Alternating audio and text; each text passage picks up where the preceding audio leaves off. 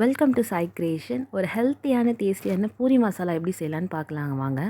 முதல்ல நான் உருளைக்கிழங்கு கட் பண்ணி நான் ஒரு கிண்ணத்தில் தண்ணி ஊற்றிட்டு அது கூட கொஞ்சம் உப்பு போட்டு விசில் வச்சு எடுத்துருவேன். ஒரு 3லேருந்து 4 விசில் வச்சு வேக வச்சு எடுத்துடுறேன். இது வெந்து எடுத்த பிறகு அப்புறம் நான் ஒரு பேனை வச்சுட்டு பேன் ஹீட் பண்ணிவிட்டு தென் அது கூட நான் ஆயில் ஆட் பண்ண போகிறேன். ஒன்ஸ் ஆயில் ஆட் பண்ணிவிட்டு அது ஹீட் ஆன பிறகு கொஞ்சமாக கடுகு, உடைஞ்ச உளுந்து, சீரகம், கடலப்பருப்பு.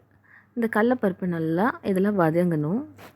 இது நல்லா ப்ரௌனிஷ் கலர் வரைக்கும் வதக்கிட்டு நான் பூண்டும் கொஞ்சம் இஞ்சியும் நல்லா தோல் சீவிட்டு இடித்து வச்சுக்கிறேன். அதையும் சேர்த்துக்கிறேன். அப்புறமா காரத்துக்கு ஏற்ற மாரி நான் ஒரு 3 பச்சை மிளகாய் இதில் சேர்த்துக்கிறேன்.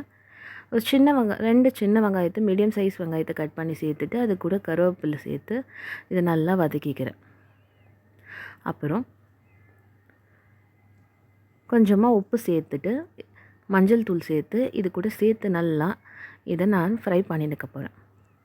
இது நல்லா வதங்கின பிறகு நல்லா ஒரு கிளாஸ் அளவுக்கு தண்ணி சேர்த்துக்கிறேன். இதில்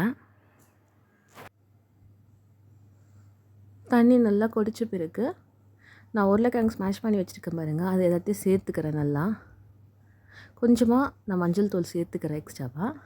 நல்லா கலரி விட்டு கொதிக்க விட்டு சூப்பரான பூரி மசாலா ரெடி. இது கூட இந்த மசாலா வச்சு சாப்பிட்டீங்கன்னு வச்சுக்கோங்க, கண்டிப்பாக இது சாப்பிட்னே இருக்கணும்னு தோணும். ட்ரை பண்ணி பாருங்கள். பிடிச்சிருந்தால் லைக் பண்ணுங்கள், ஷேர் பண்ணுங்கள், சப்ஸ்கிரைப் பண்ணுங்கள்.